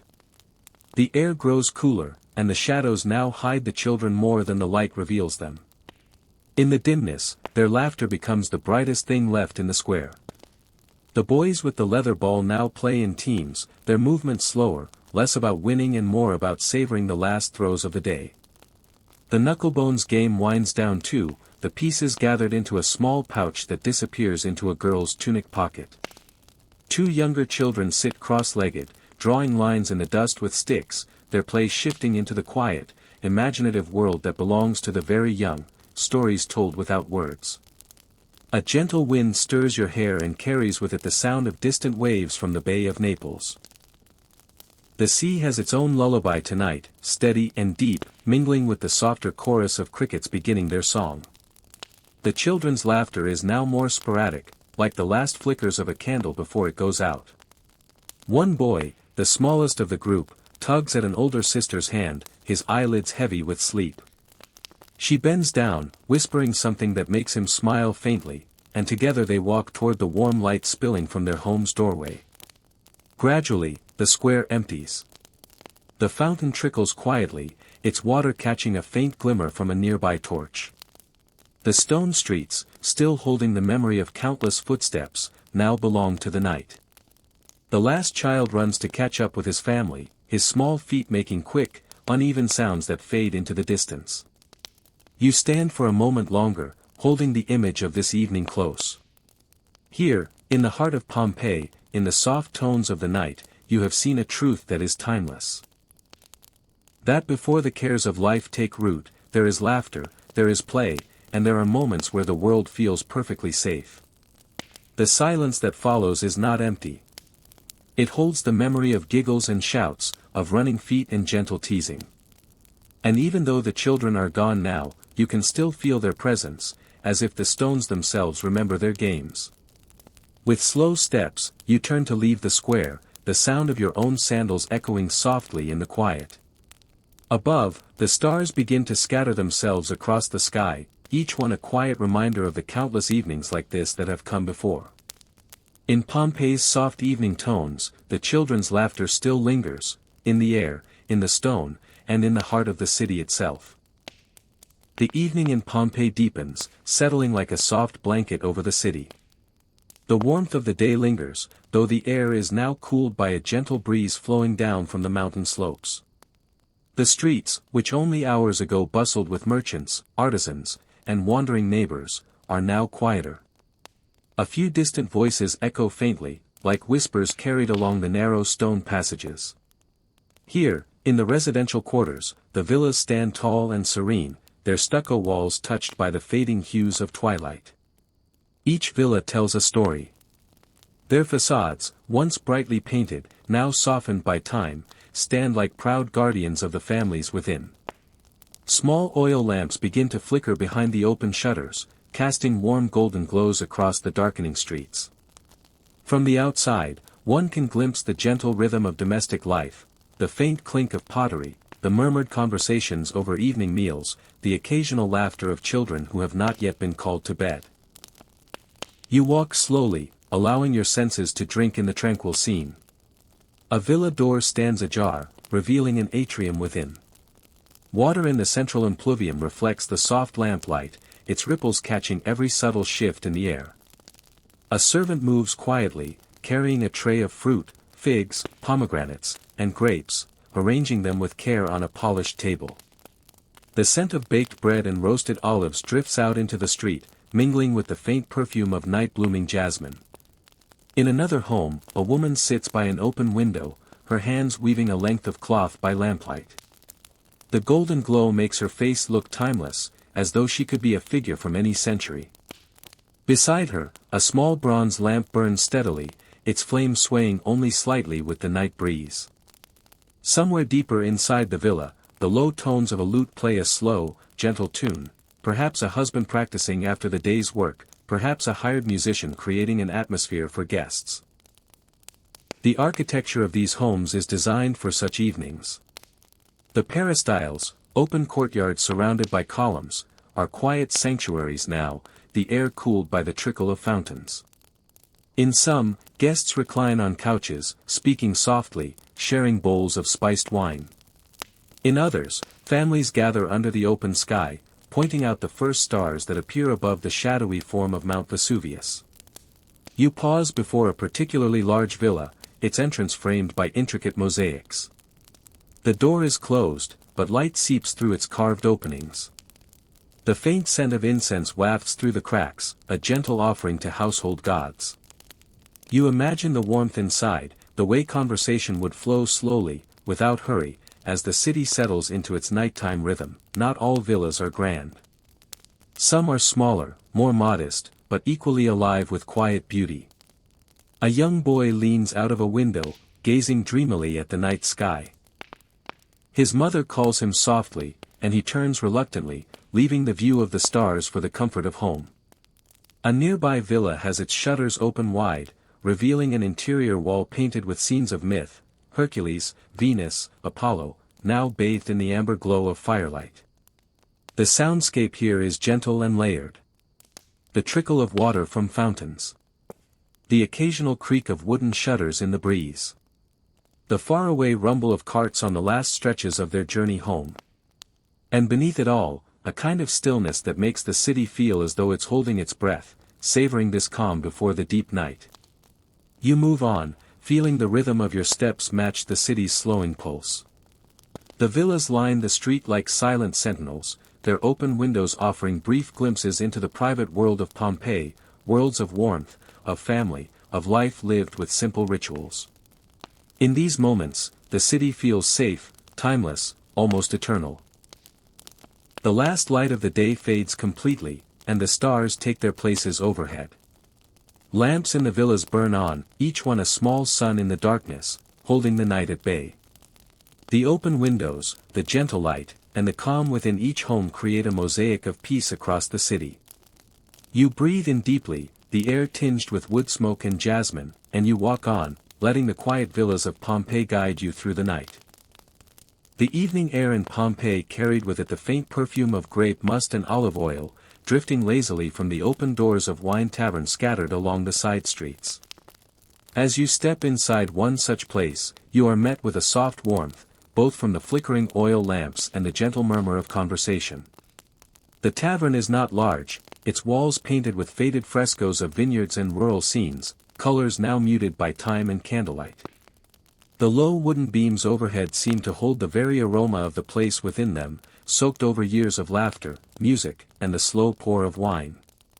A man in a simple tunic stands behind the counter, drawing wine from a clay amphora. The liquid trickles into a ceramic cup with a sound so delicate you might mistake it for a small stream. The wine itself is rich and dark, its scent deep and inviting. You take a seat at one of the worn wooden tables, where a smooth, polished surface tells of countless hands resting here before you. Nearby, two older men lean close, speaking in voices so low that their words blend into the evening hum. You do not need to know their language to understand the tone, a quiet exchange between friends who have met here many times before. One of them laughs, but even the laughter is restrained, almost respectful of the softness of the night. Across the room, a young couple shares a small loaf of bread and a plate of olives, their heads bending toward one another in gentle conversation. From the far corner, faint music drifts into the air. A man plucks the strings of a lyre, each note slow and deliberate, lingering for a moment before fading into the background. The melody has no urgency, it seems to understand that there is nowhere to hurry to. A single voice hums along, low and smooth, as if afraid to disturb the walls themselves. Every so often, the tavern door opens, letting in a breath of cooler night air. It carries with it a hint of the street outside. The distant clop of hooves, the occasional call of a street vendor finishing his day. Yet here, within these walls, the world feels slowed, as though time itself has grown drowsy. The tavern keeper makes his way from table to table, topping off cups, offering small dishes of nuts or figs. He moves with the quiet efficiency of someone who has worked this place for many years, his steps measured and soundless against the stone floor. There is no rush in his movements, everything here flows at the pace of the evening. You notice the way the wine glows in the lamplight, its deep crimson catching hints of gold where the light touches. When you take a sip, the warmth spreads slowly, wrapping itself around you like a soft blanket. Outside, the last light of day has faded, but in here, the glow of the lamps makes it feel as though dusk lingers just a little longer.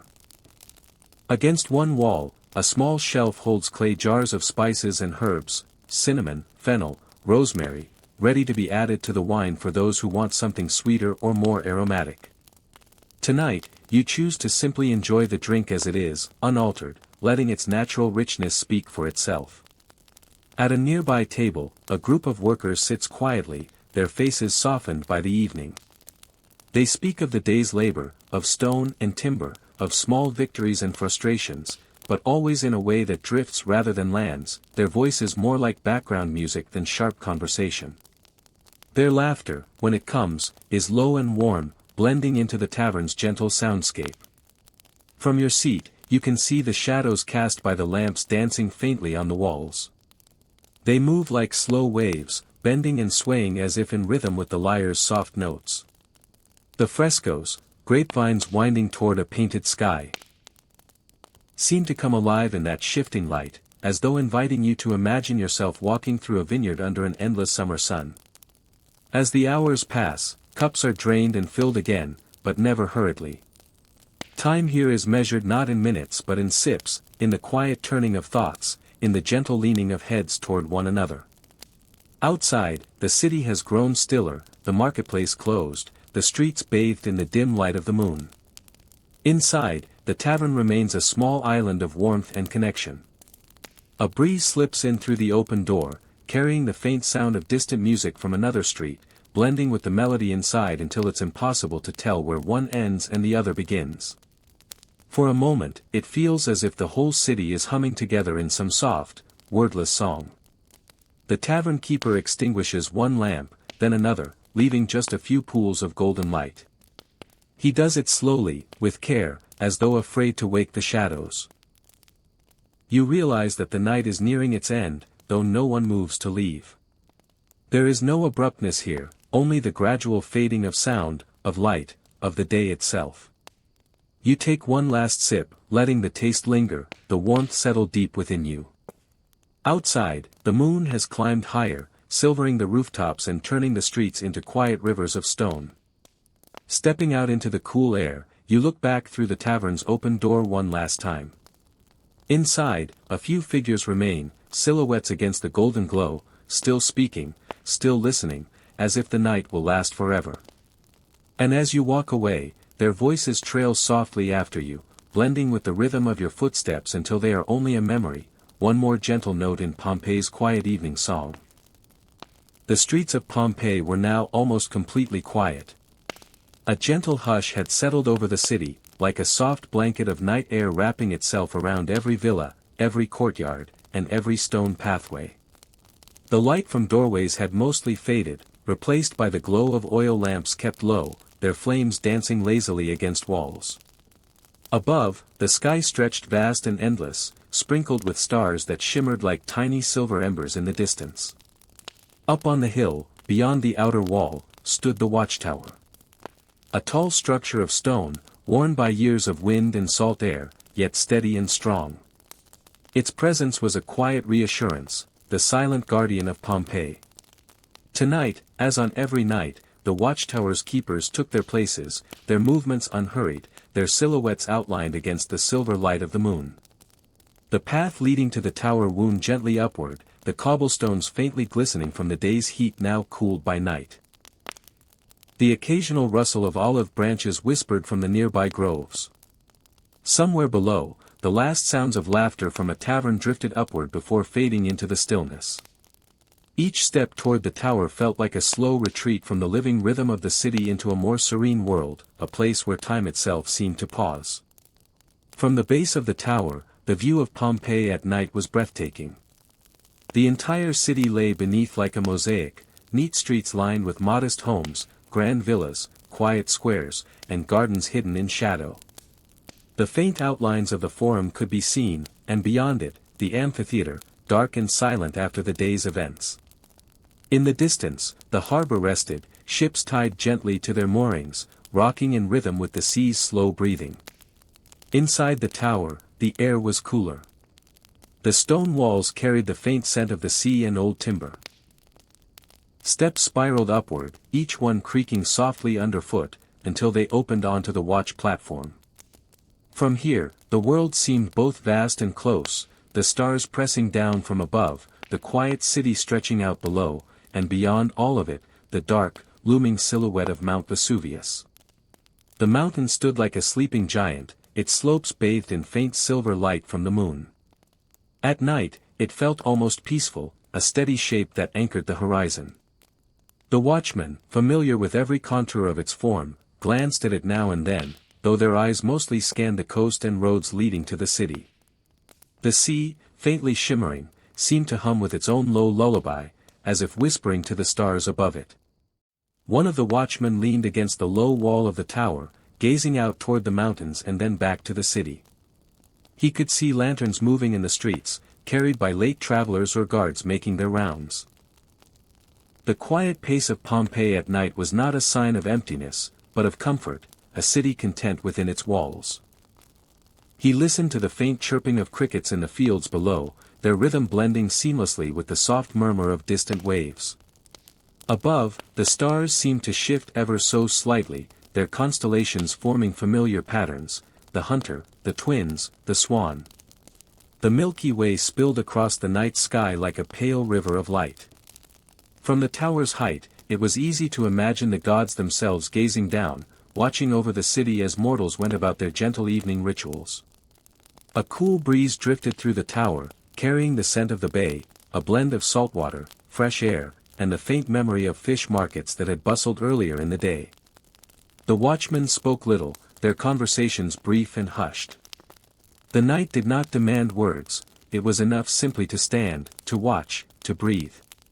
From time to time, the tower bell gave a low, mellow sound, not an alarm, but a marking of the hour, a reminder that the city was safe and all was well. The sound traveled down the hill, over the rooftops, and into the sleeping streets, where it became part of the night's music. Looking west, the horizon glowed faintly where the moonlight touched the edge of the water. The watchman could see the faint silhouettes of distant ships anchored far beyond the harbor.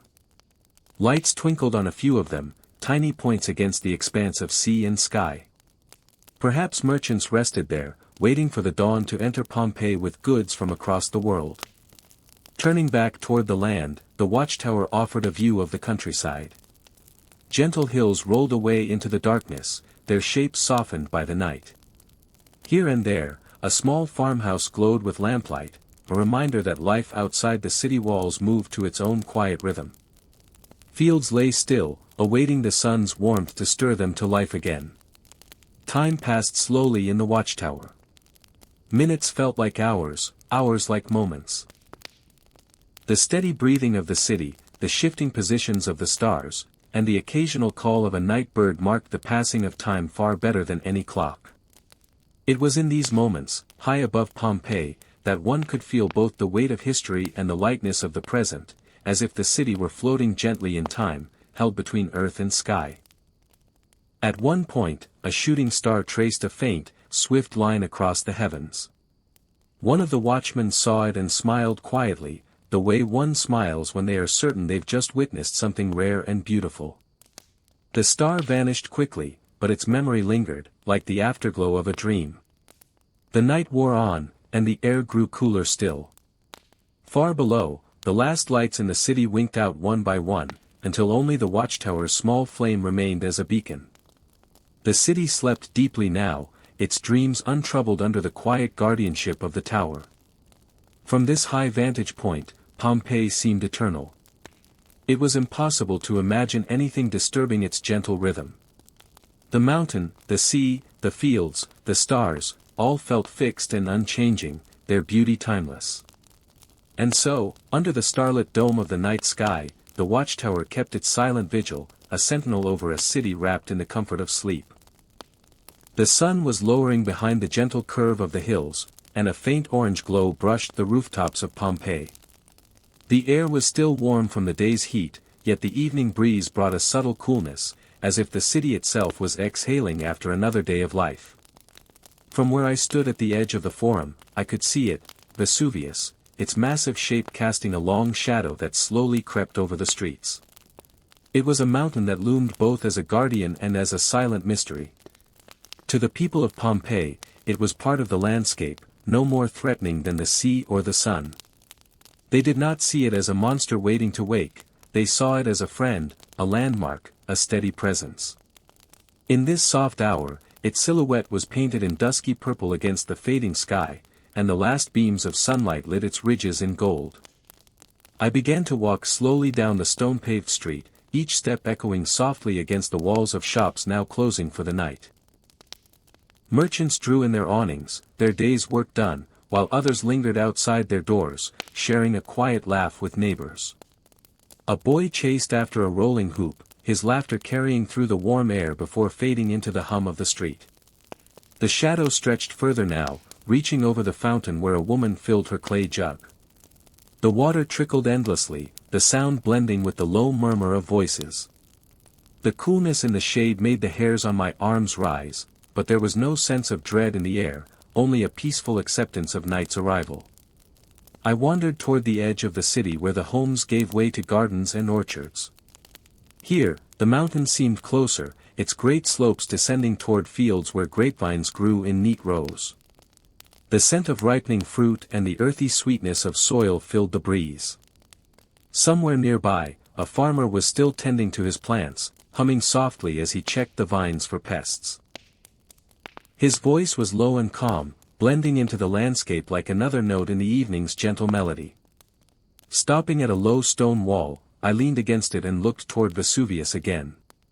Its surface caught the last light, and for a moment, it seemed to breathe, a shifting play of light and shadow across its form. From this distance, I could see the gullies that ran down its sides, etched by time and weather, carrying rainwater to the fertile land below. The people of Pompeii saw this fertility as a gift, a blessing from the mountain itself. The fields thrived, the vineyards flourished, and the city grew in its shadow. A pair of shepherds passed by, leading their goats toward a pen. The bells around the animals' necks jingled softly, each step creating a small, delicate chime. The shepherds greeted me with a nod, their faces lined with years of working under sun and wind. They spoke briefly about the coming autumn, about how the harvest this year looked promising. I continued walking until I reached a quiet rise just beyond the city walls. From here, I could see the rooftops of Pompeii spread out below, terracotta tiles glowing faintly in the dim light. Lamps were being lit, one by one, flickering in windows and doorways. It was a slow illumination, as though the city was settling into a blanket of gold. Behind it all, Vesuvius stood, calm, solid, immense. I thought of how the people rarely spoke of it beyond its beauty or its ability to give life to the land. It was so much a part of their existence that it seemed eternal. No one here could imagine it changing, let alone becoming a source of danger. And so they lived in harmony with it, trusting in its silence. Returning toward the heart of the city, I passed a tavern where soft music drifted out into the street. A man plucked at a lyre, the notes falling like droplets of water, each one delicate and warm. Inside, friends gathered around tables, sipping wine, speaking in quiet tones. The mood was unhurried, a shared contentment that matched the slow turn of evening into night. At the fountain near the square, a group of children played in the shadows, pretending to be gladiators. Their wooden swords clacked gently as they moved, their games filled with laughter. A mother called them in, her voice carrying a tone of loving patience. They obeyed reluctantly, glancing over their shoulders as if the night might somehow keep their game alive.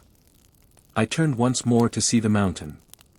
Now, its form was darker, a deep silhouette against the rising stars. The air had cooled further, and a faint scent of the sea mingled with the earthy smell of the city. Somewhere in the distance, a dog barked once, then fell silent. The streets were quieter now, the day's last conversations fading to whispers. The shadow of Vesuvius lay fully over Pompeii, covering its streets, its gardens, its people. It was the kind of shadow that felt like a soft blanket, not a threat. The city rested within it, trusting that tomorrow would come as it always had. There was a stillness now, as though the entire world had taken a slow, deep breath and was holding it, savoring this moment between day and night. And yet, as I looked at the mountain, I could not help but feel an unspoken presence, a stillness too deep, a quiet too complete. Not ominous, not yet, but watchful. Pompeii, unaware, carried on in its evening rhythm. Somewhere, a baker was preparing dough for the morning bread. A lamp flickered in a small workshop where a potter shaped clay under the dim light. Lovers whispered under archways, and an old man fed scraps to a stray cat that wound around his feet. Life moved gently, steadily, beneath the mountain's shadow. The people did not know that they were part of a story that would be frozen in time, preserved under ash and stone. For now, they simply lived, content, unknowing, bathed in the soft tones of evening, while the silent giant watched over them. The twilight in Pompeii had always been gentle, softening the edges of its bustling streets, turning the marble columns to shades of rose and lavender. Yet, on this evening, there was an uneasy stillness in the air, as if the city itself was holding its breath. Along the Via dell'Abbondanza, shopkeepers closed their shutters earlier than usual. The sweet scent of baked bread lingered, mingling with the faint tang of volcanic ash that had begun to drift silently from the sky. It was not yet alarming, just a curious dusting, like the first snow of winter. Children played, tracing lines in the thin gray powder with their fingers, unaware of the warning it carried. Inside a modest domus near the city's eastern gate, a family gathered for supper.